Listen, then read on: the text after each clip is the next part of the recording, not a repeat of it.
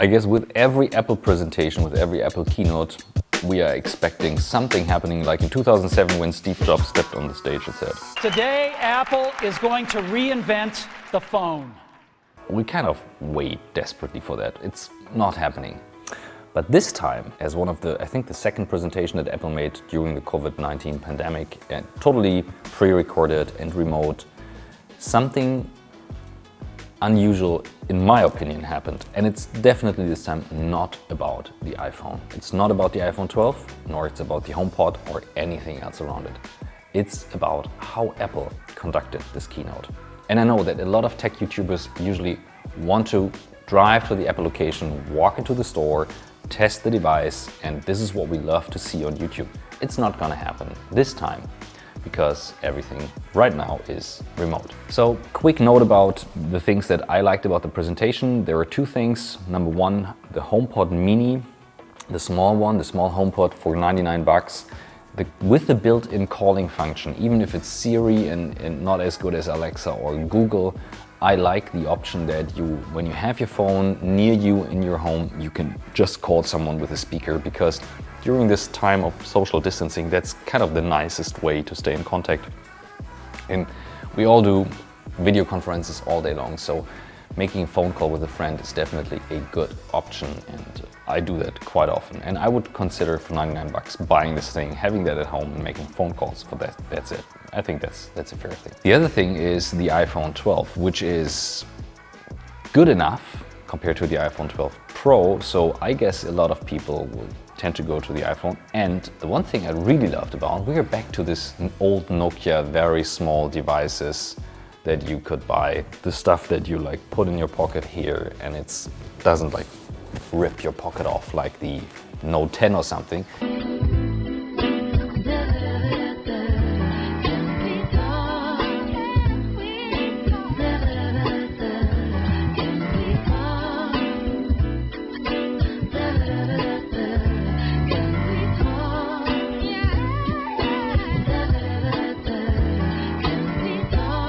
It's the iPhone 12 Mini. I will definitely go for that one. I told you guys that I will like switch to iOS completely for a couple of months to like really deep dive into it. I already started with the watch, with the iPad, and a very old iPhone 7, which is a pain in the ass. But the iPhone 12 Mini is definitely an option to go. Why is that? Why do I believe the screens get smaller? I used to work with large screens. Here is a video about the Note 10 that I currently use. The thing is, you have so many screen options these days. You can easily switch to different computers. The phone unlocks the computer, so you can switch back and forth. I use the iPad, so for whatever dedicated communication, collaboration, or consuming reason, I use a different kind of screen, and we have the screen option. So I believe the phone is kind of like your ID that you carry around in your pocket to do stuff and making phone calls, but then having another device on the side. So I believe that will be one of the main sellers, like many other tech YouTubers believe. So I will test that one and let you guys know. But here's the point. In 2007, Steve Jobs kind of set the pace for a new way of presenting stuff. Large images, super clean presentation. If you look back at that presentation, the original one, it's already a bit like not timeless in design, kind of with this shadow and stuff and the mirror effects, but I would say it's still one of the best presentations out there. This time, Apple did exactly the same with the way of how you actually conduct a virtual event. And this is the only way to conduct a virtual event. You either go really live, like the Emmys did. It's live, a lot of things can go wrong, or you pre-record something that people are waiting for, and we talk about more than 1 million people waiting in line, and close to 19 million people have seen this video already today, and when this video here is published, most likely something like, I don't know, 40 million, I don't know. It will be a crazy number. Apple puts a lot of effort into using their own locations. So every set was on their own campus. So this tremendous building they have, which is gorgeous, set into place, transports a storyline that tells something about how Apple cares about quality, security, and all that stuff.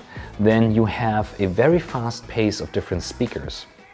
who use move cameras in front of complete settings like a home setting where they move back and forth. You work with lighting, you work with dollies, you work with really good lenses. You use the fact that the Steve Jobs Theater is empty and you don't try to hide it away, but you turn the camera around and show Tim Cook in front of this empty theater with backlight. Then you have a drone flight on the rooftop where you could say, oh, that's way over the top, that's like Mission Impossible. Come on, it's one of the nicest buildings in the world. Why not show that? And then show the nature in the middle of this building and do it on the rooftop. Anyhow, it's a nice idea, and it's more than that. It's a way of presenting in a way that people love to follow. And I mean, we talk about a product presentation. Can you imagine HP or Dell or IBM doing a product presentation like that? And that's the point. And this sets a new standard for streams and for presenting stuff in the web. And the bar is here. And this is why you should care about this presentation. It's really worth looking at it and learning how to present your company, yourself, or anything you do in a world where social distancing is already not the new normal, but already the normal way to go. We will live with that for quite a while. So you better look at that presentation carefully and think about, okay, what parts can we use?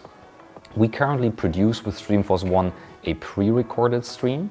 So the stream is already recorded. There are videos being shown in very fast pace with a, I would say, boring product, because it's a presentation that investors have to see, but it won't be boring in terms of storytelling. And this is the way to go. So either have a real, truly live event where people can feel, oh, something can go wrong, or you tell a story in a stream. And it's a big, big chance we have right now. So please don't do the Zoom calls at home. This is Apple, not Zoom. And this is why it's not about the iPhone. Make sure you subscribe for more stuff. Make sure you comment what you think about this whole thing and watch another video here. And I'd love to see you guys next week.